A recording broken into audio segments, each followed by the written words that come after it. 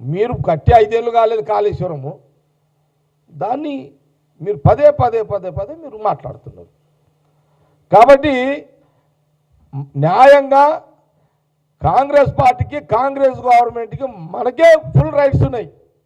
ఈ రాష్ట్రంలో ప్రజలందరూ కూడా వ్యవసాయానికి, రైతులు, తాగునీరు, సాగునీరు ఈరోజు రాష్ట్రంలో నడుస్తుందంటే అది కేవలం కాంగ్రెస్ పార్టీ, కాంగ్రెస్ గవర్నమెంట్. ఇంకొక మాట చర్చకు వచ్చింది, ఇంకో మాట చెప్తున్నా మీకు.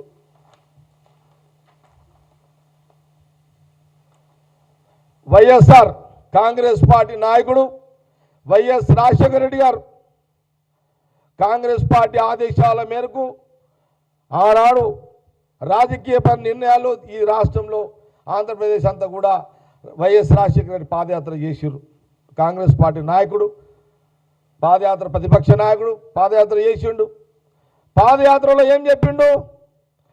ఉమ్మడి రాష్ట్రము తెలంగాణ ప్రాంతము, కోస్తా, రాయలసీమ ఈ ప్రాంతంలో ఆయన కాంగ్రెస్ ముఖ్యమంత్రి కాగానే ఈ రాష్ట్రానికి, ఉమ్మడి రాష్ట్రానికి 3 ప్రాంతాలకు ఉచిత కరెంటు ఇస్తానని పాదయాత్ర చేసిన చరిత్ర కాంగ్రెస్ పార్టీది. ఆ రోజు సోనియా గాంధీ, రాహుల్ గాంధీ గారి యొక్క నాయకత్వంలో వైఎస్ రాజశేఖర రెడ్డి గారు తెలంగాణ ప్రజలు అవకాశం ఇచ్చిర్రు, ఉమ్మడి రాష్ట్ర ప్రజలు అవకాశం ఇచ్చిర్రు. ఆయన ముఖ్యమంత్రి అయిండు. వారి నాయకత్వంలో రాజశేఖర రెడ్డి గారిని మొదటి సంతకం ఎల్బీ స్టేడియంలో ఏది పెట్టిండు? ఉచిత కరెంటు తెలంగాణ, కోస్తా, ఆంధ్ర ప్రాంతానికి అందరికి కూడా ఉచితమైన కరెంటు అని సంతకం చేసిండు. అప్పటి వరకు ఆంధ్ర ప్రాంతం అంటే అక్కడ గ్రావిటీ మీద నీళ్ళు వస్తాయి కాబట్టి కొంత కరెంట్ అవసరం లేదు వాళ్ళకు. వాళ్ళ కాలువలు ఉన్నాయి, కాటన్ పుణ్యమని కాలువలు అయిపోయినాయి అక్కడ. కానీ తెలంగాణ ప్రాంతంలో మనకు కరెంటు మీదనే ఆధారపడి వ్యవసాయం నడుస్తుంది. ఎందుకంటే మన దగ్గర కాలువలు లేవు.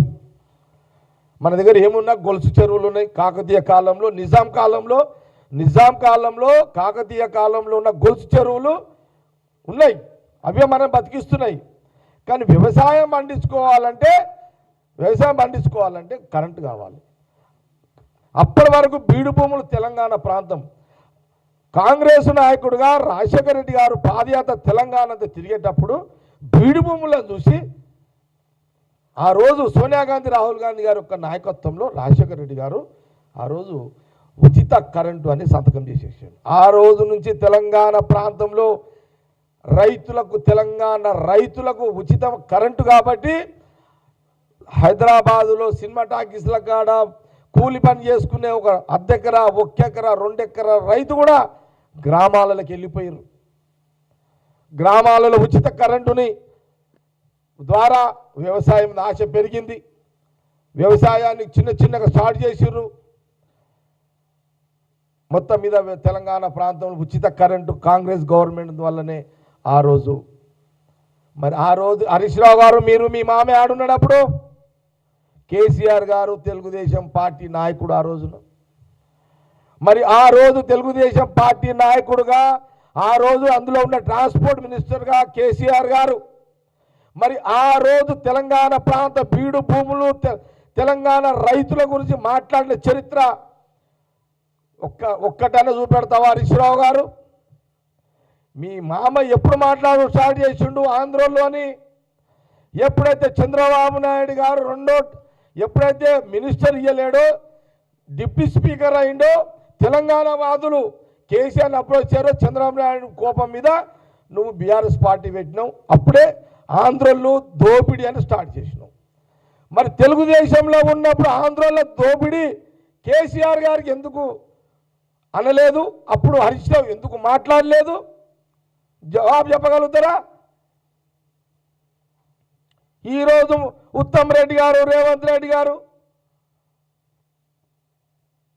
చంద్రబాబు నాయుడుతో మాట్లాడుతున్నాడు అంటే ఇప్పుడు మాట్లాడతావా? మరి ఆ రోజు రాజశేఖర రెడ్డి గారు కాంగ్రెస్ నాయకుడుగా పాదయాత్ర చేస్తూ తెలంగాణ ఆ రోజులో, మరి ఆ రోజు ఎందుకు కేసీఆర్ మాట్లాడగలుగుతావా హరీష్ రావు గారు? తెలంగాణ ప్రజలు, మీడియా చూస్తున్న తెలంగాణ ప్రజలు ఆలోచించేయండి. నేను చెప్పేదన్నీ నిజాలే. ఈరోజు ఐశ్వ మాట్లాడేని దొంగ లెక్కలు, దొంగ మాటలు, దొంగ చేష్టలన్నీ. ఎస్, ఆ రోజు కాంగ్రెస్ గవర్నమెంట్, కాంగ్రెస్ ముఖ్యమంత్రి రాజశేఖర రెడ్డి గారు ఉచిత కరెంటు సంతకమైన కాడ నుంచే వ్యవసాయ పరంగా తెలంగాణ రైతులు అంచెలంచెలుగా